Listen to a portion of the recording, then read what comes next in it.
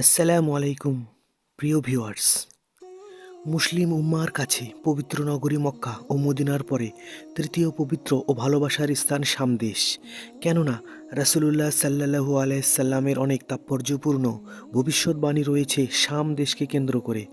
কুরআন সুন্নায় বর্ণিত তৎকালীন সময়ে শাম দেশ বলতে বর্তমান সময়ের সিরিয়া, জর্ডান, লেবানন ও ঐতিহাসিক ফিলিস্তিন ভূখণ্ডকে বোঝানো হতো।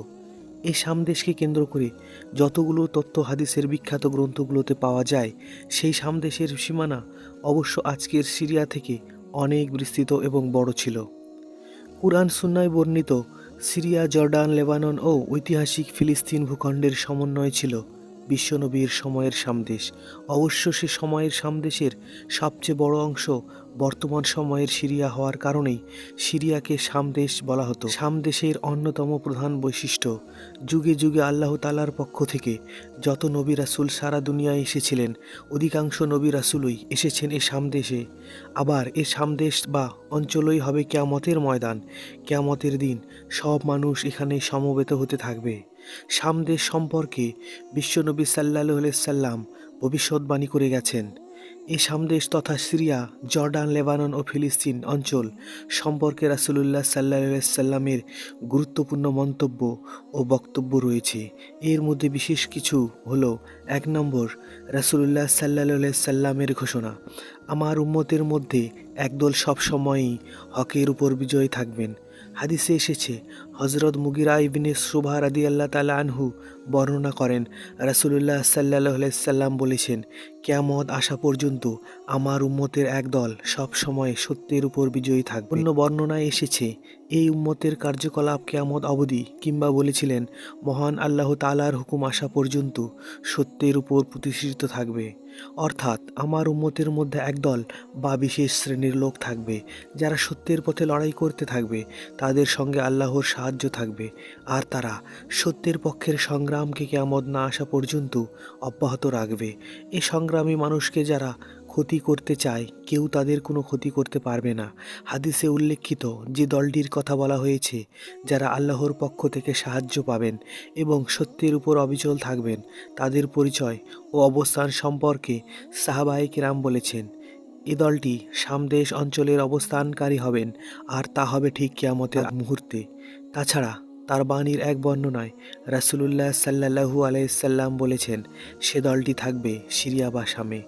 ২ নাম্বার, হযরত আব্দুল্লাহ ইবনে ওমর রাদিয়াল্লাহু তাআলা আনহুর বর্ণনায় সিরিয়া ও ইয়ামেন সম্পর্কে হাদিসে এসেছে, রাসূলুল্লাহ সাল্লাল্লাহু আলাইহি সাল্লাম এভাবে দোয়া করেছেন, আল্লাহুম্মা বারিক লানা ফি শামিনা ওয়া ফি ইয়ামানিনা।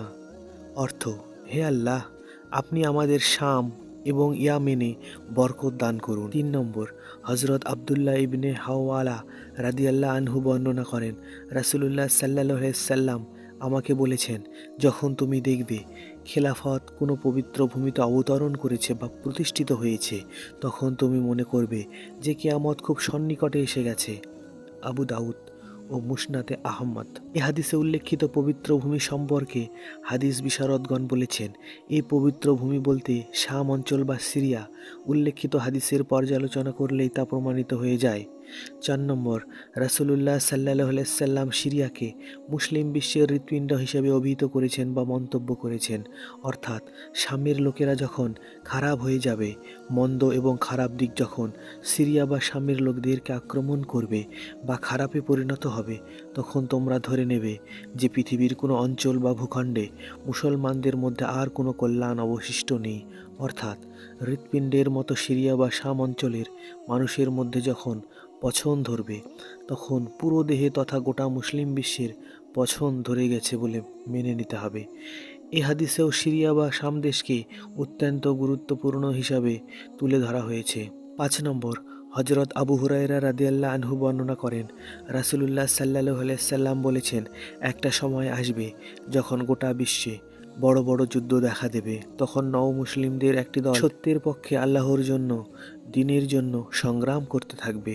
ওই সময় আধুনিক যত অস্ত্রশস্ত্র থাকবে তা নিয়ে তারা সজ্জিত থাকবে আর সত্যের পক্ষে লড়াই করতে থাকবে। সুতরাং চরম সংকটময় পরিস্থিতিতে আল্লাহ তাআলার বিশেষ সাহায্য ও অনুগ্রহ পাওয়ার কথা ঘোষিত হয়েছে, আর তা আসবে সিরিয়া নামক দেশের দামেস্ক শহরে। 6 নম্বর, হজরত নওয়াস ইবনে সামাওয়ান রাদিয়াল্লাহু তাআলা আনহু বর্ণনা করেন, রাসূলুল্লাহ সাল্লাল্লাহু আলাইহি সাল্লাম একবার দাজ্জাল প্রসঙ্গে দীর্ঘ ও বিশদ আলোচনা করেছেন। এক পর্যায়ে তিনি বললেন, কিয়ামতের আগে হজরত ঈসা আলাইহিস সালাম যে আসমান থেকে পৃথিবীতে অবতরণ করবেন, তিনি যে স্থানে অবতরণ করবেন মূলত সিরিয়ার দামেস্ক নাম শহরে পূর্ব অঞ্চলে উঁচু এবং সাদা মিনারায় তিনি অবতরণ করে দুনিয়াতে আসবেন এবং সারা দুনিয়ার তাণ্ডব চালানো দাজ্জালের বিরুদ্ধে তিনি লড়াই করবেন, আর সিরিয়ার লুদ নামক স্থানে তিনি দাজ্জালকে হত্যা করবেন। একজন মুসলমানের কাছে শাম অঞ্চল যে তাৎপর্যপূর্ণ তা পরিষ্কারভাবে এ হাদিসের মাধ্যমে সুস্পষ্ট।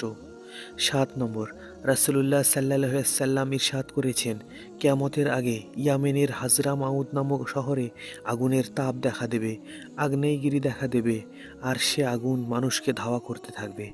কিয়ামতের আগ মুহূর্তে সেই পরিস্থিতি আসলে করণীয় কী হবে সে সম্পর্কে রাসূলুল্লাহ সাল্লাল্লাহু আলাইহি সাল্লামকে সাহাবায়ে কেরাম দিক নির্দেশনা চেয়ে জিজ্ঞাসা করলে তিনি বলেন, তোমরা শাম দেশ তথা সিরিয়ায় গিয়ে আশ্রয় নেবে। 8 নম্বর, কিয়ামতের আগে যে আগুনের তাপ দেখা দেবে সে আগুন মানুষকে ধাওয়া করতে থাকবে, সারা পৃথিবীর মানুষকে ধাওয়া করতে থাকবে, মানুষকে ধাওয়া করতে করতে এক সময় এক জায়গায় একত্রিত করবে, আর সেটি হলো সিরিয়া। 9 নম্বর, রাসূলুল্লাহ সাল্লাল্লাহু আলাইহি সাল্লাম অন্য হাদিসে ইরশাদ করেন, আল্লাহর ফেরেশতারা শাম অঞ্চলের উপরে তাদের ডানা বিছিয়ে দিয়ে আছেন অথবা ডানা বিছিয়ে রাখবেন। 10 নম্বর, অন্য এক হাদিসে প্রিয় নবী সাল্লাল্লাহু আলাইহি সাল্লাম তার স্বপ্নে বিবরণ দিতে গিয়ে বলেন, একবার আমি শুয়েছিলাম, দেখলাম আমার মাথার নিচ থেকে আল্লাহর কিতাবকে ছিনিয়ে নিয়ে যাওয়া হলো, আর সেটাকে যখন নিয়ে যাওয়া হচ্ছিল তখন আমি তাকিয়ে দেখতে থাকলাম কোথায় নিয়ে যাওয়া হচ্ছে। দেখলাম একটা আলোক রশ্মি চলে যাচ্ছে, যেতে যেতে সেটা শাম অঞ্চল তথা সিরিয়ার ভূমি পর্যন্ত চলে গেল, আর সেটা সেখানেই অবতরণ করলো। তারপর রাসূলুল্লাহ সাল্লাল্লাহু আলাইহি সাল্লাম বললেন, যখন সারা পৃথিবীতে ফিতনা ফ্যাসাদে ভরে যাবে তখন ঈমানের ঠিকানা হবে শাম বা সিরিয়া অঞ্চল, আর ঈমানদারদের শেষ আশ্রয়স্থল হবে শাম বা সিরিয়া অঞ্চল। প্রিয় নবী সাল্লাল্লাহু আলাইহি সাল্লামের ভাষায় ওয়াল মানসার অর্থাৎ সিরিয়াই হবে কিয়ামতের ময়দান। কিয়ামতের সময় মানুষ সারা পৃথিবী থেকে এসে এই শাম অঞ্চলেই একত্রিত হতে থাকবে। মুসনাদে আহমদ। হাদিসে বর্ণিত সেই শাম দেশে সীমাহীন অত্যাচার নির্যাতন চলছে। বিশ্বের সবচেয়ে বড় কসাইখানায় পরিণত হচ্ছে শাম দেশ তথা সিরিয়া, ফিলিস্তিন, গাজা। এই দেশগুলো নিরীহ নারী পুরুষ সহ শিশুদের উপর চলছে মারাত্মক নির্যাতন। এসব মানুষের রক্তকে হালাল মনে করে নির্বিচারে হত্যাযজ্ঞ চালানো হচ্ছে। এসব অঞ্চলের নারী পুরুষ ও শিশুদের কান্না ও রোনাজারিতে ভারী হয়ে উঠেছে সেখানকার আকাশ বাতাস। অত্যাচারীদের নির্যাতনে বয়ে চলেছে রক্তের নদী।